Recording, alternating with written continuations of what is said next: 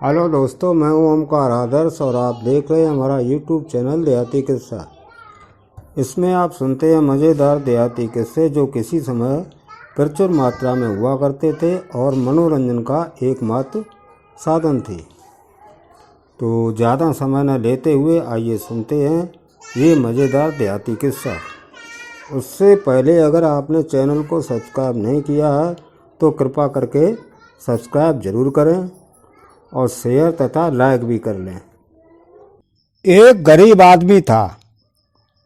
उसने एक सेठ से 5,000 रुपये उधार लिए, इस वादे पर कि 5 वर्ष के बीतने से पहले वापस कर दूंगा। 5 वर्ष बीत जाने के बाद भी जब उस व्यक्ति ने रुपए नहीं दिए तो सेठ ने अदालत में कचहरी में गुहार लगाई।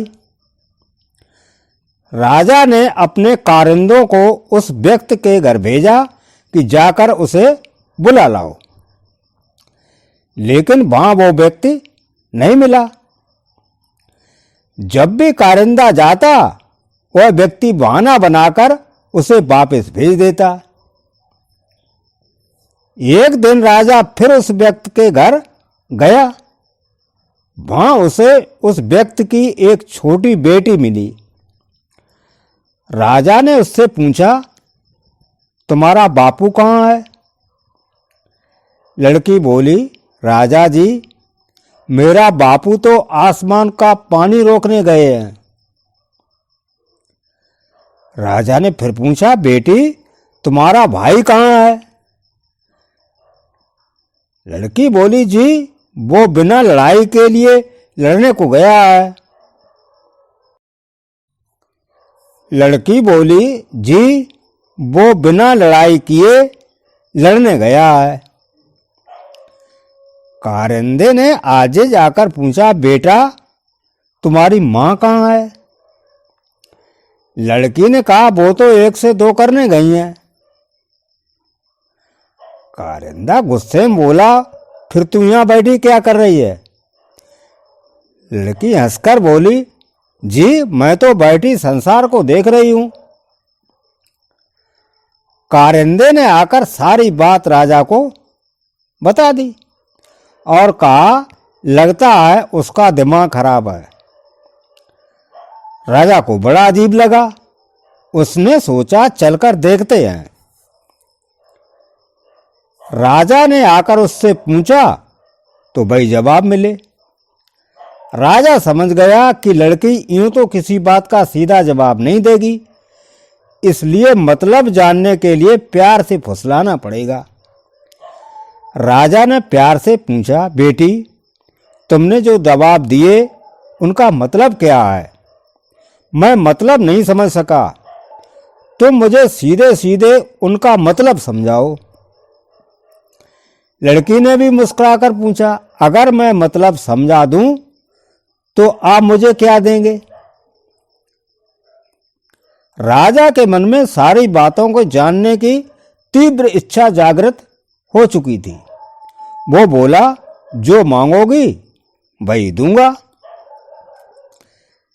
तब लड़की बोली, अगर मेरे पिताजी का उधार चुका दें तो मैं आपको सारी बातों का अर्थ बता दूंगी। राजा ने कहा, मेरा वादा रहा। लड़की बोली, महाराज, आज मैं काम में लगी हूं, कल आए। राजा अगले दिन फिर उस व्यक्ति के घर गया। आज वहां घर के सारे लोग मौजूद थे। वो आदमी, उसकी पत्नी, बेटा और उसकी बेटी भी। राजा को देखते ही लड़की ने पूछा, महाराज, आपको अपना वचन याद है ना? राजा बोला, हाँ, मुझे याद है। तुम अगर सारी बातों का अर्थ बता दो तो मैं तुम्हारे पिताजी का सारा कर्ज चुका दूंगा। लड़की बोली, मैंने कल कहा था कि पिताजी स्वर्ग का पानी रोकने गए हैं। इसका अर्थ था कि वर्षा हो रही थी और हमारे घर की छत से पानी टपक रहा था। पिताजी पानी रोकने के लिए छत की मरम्मत कर रहे थे। अब आप कहेंगे कि वर्षा आसमान से गिरती है, और यह भी सब मानते हैं कि स्वर्ग आसमान में ही है। मेरी दूसरी बात, मेरा भाई बिना लड़े लड़ाई करने गया है। इसका अर्थ है कि वो खेत में कांटेदार झाड़ी की बाड़ लगाने गया है। अब बोझड़े काटेगा तो कांटे लड़ेंगे, उसे खरोंचे लगेंगी, जख्म हो जाएंगे, तो लड़ाई में ही तो जख्म होते हैं। मेरी तीसरी बात तो याद होगी। राजा बोला, हाँ, तुमने कहा था कि तुम्हारी माँ 1 से 2 करने गई हुई है। लड़की बोली, जी वो चने दलकर दाल बनाने गई थी। तो दाल बनाना यानी दलना यानी 1 चने को 2 बनाना है या नहीं? राजा ने कहा, चलो अब बताओ, तुम घर बैठे संसार कैसे देख रही थी? लड़की हंसती हुई बोली, राजा जी, तो उस समय मैं भात पका रही थी और उसमें से 1 चावल निकाल कर देख रही थी कि भात पूरी तरह पका है कि नहीं। इसका मतलब है कि कोई भी पकते भात से 1 चावल देखकर जान लेता है कि पूरा चावल पका है कि नहीं। संसार को मैं घर बैठे देख रही थी। यह कहकर लड़की चुप हो गई। राजा ने लड़की की बुद्धिमानी से प्रसन्न होकर कहा, बेटी, तुम वाकई बहुत चतुर हो, पर यह बातें तो तुम मुझे कल भी बता सकती थी, फिर तुमने मुझे आज क्यों बुलाया? लड़की हंसकर बोली, मैं तो बता ही चुकी हूं कि कल जब आप आए थे तो मैं भात बना रही थी। अगर मैं बातों में लग जाती तो भात या तो कच्चा रह जाता या जल जाता, तो मां मुझे पीटती। फिर घर में कल कोई भी नहीं था। अगर मैं बताती कि आपने कर्ज माफ कर दिया है तो मेरी बात का कोई विश्वास नहीं करता। आज स्वयं आपके मुंह से सुनकर इन्हें इसका विश्वास हो जाएगा, बड़ी खुशी भी होगी। राजा लड़की की बात सुनकर बहुत ही प्रसन्न हुआ। उसने जेब से 10 असरपियां निकालकर लड़की को दी और उसके पिता का कर्ज शाही खजाने से दिलवा दिया। साथ ही उसने लड़की की पढ़ाई हेतु वजीफा भी बांध दिया। एक गांव में एक जाट व मुल्ला पड़ोसी थे। दोनों पड़ोसी तो थे, पर एक दूसरे को फूटी आंख न सुहाते थे, क्योंकि जाट मेहनती किसान था और मौलवी पढ़ा लिखा। वो जाट को अपने से छोटा समझता था। अब खेत क्यार के काम की वजह से जाट के लत्ते कपड़े मैले रहते थे।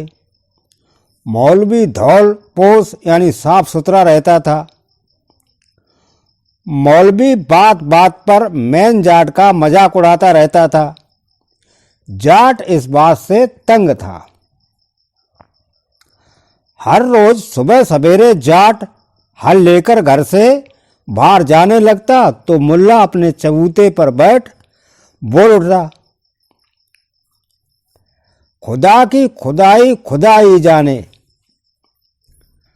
बात गलत न होते हुए भी जिस लहजे में कही जाती थी उससे जाट चिढ़ जाता था। जाट को लगता कि मुल्ला उसे चिढ़ाने के लिए ही जोर जोर से बोलता था कि खुदा की खुदाई खुदा ही जाने। रोज रोज सुनकर जाट दुखी हो गया। एक दिन जब मुल्ला बोला, खुदा की खुदाई खुदा ही जाने, तो जाट बोला, तेरे की खुदाई में भी जानू सू। मुल्ला को लगा जाट उसका अपमान कर रहा है। वो बोला कि तू के जाड़ खुदा की खुदाई। पर जाट भी कूड़ सा कम बोल रहा था। बोला कि मैं सब जानू। फिर क्या था, दोनों में शर्त लग गई। कि जो जीतेगा वो हारने वाले के पशु लेगा। मुल्ला सोच रहा था इस तरह वो जाट को हराकर उसकी दुधारू गाय हत्या लेगा। शर्त लगाकर वे फैसले हेतु इलाके के काजी के पास गए। काजी ने दोनों की बात सुनी। फिर काजी ने जाट से बोला, खुदा की खुदाई को तुम कैसे जानते हो, बताओ। जाट ने कहा, हुजूर मेरे साथ चलें, दिखाता हूं। खुदा की खुदाई। काजी हंसा।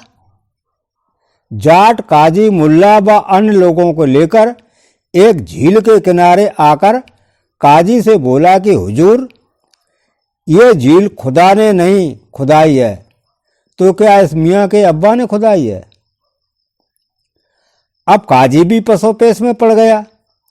अगर कहे कि खुदा नहीं खुदवाई बनवाई तो खुदा की कुदरत का अपमान होगा। सोच विचार कर उसने फैसला जाट के पक्ष में दिया। मौलवी को अपनी गाय जाट को देनी पड़ी। अब क्या था, चोट खाया मुल्ला जाट से बदला लेने के लिए मौका ढूंढने लगा। उसने बहुत सोच साच कर बोलना शुरू कर दिया, मेरे मन की मैं ही जाने। जाट से फिर बर्दाश्त नहीं हुआ तो एक दिन बोला, मुल्ला तेरे मन की मैं भी जानूं तू। मुल्ला तो ताक में था। उसने सोचा अब मैं अपना सारा हिसाब बराबर कर लूंगा। मुल्ला बोला, लगा शर्त। जाट बोला, लगा ले। तेरे मन की मैं भी जानूं बस क्या था। शर्त एक बार फिर लग गई कि जो जीतेगा वो अपना घर दूसरे को दे देगा। शर्त लगाकर मुल्ला भीतर ही भीतर बहुत खुश था कि अब की बार जाट को मजा चखा दूंगा और इस तरह इस जाहिल जाट के पड़ोस में सदा सदा के लिए पिंड छूट जाएगा। मुल्ला को लगा काजी तो जाट के हक में है। वो बोला कि यह फैसला काजी के यहाँ नहीं, ये तो बादशाह के दरबार में होगा। जाट मान गया।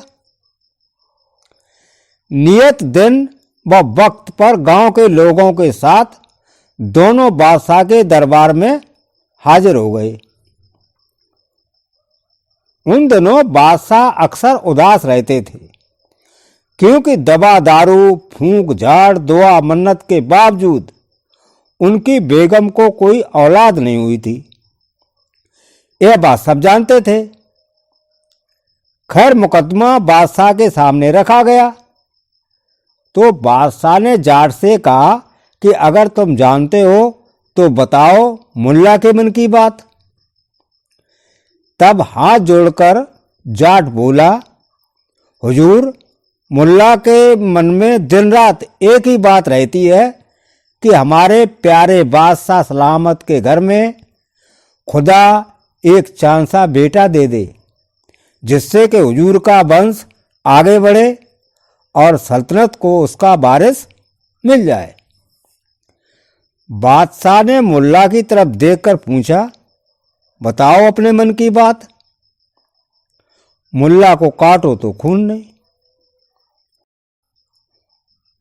मुल्ला को काटो तो खून नहीं।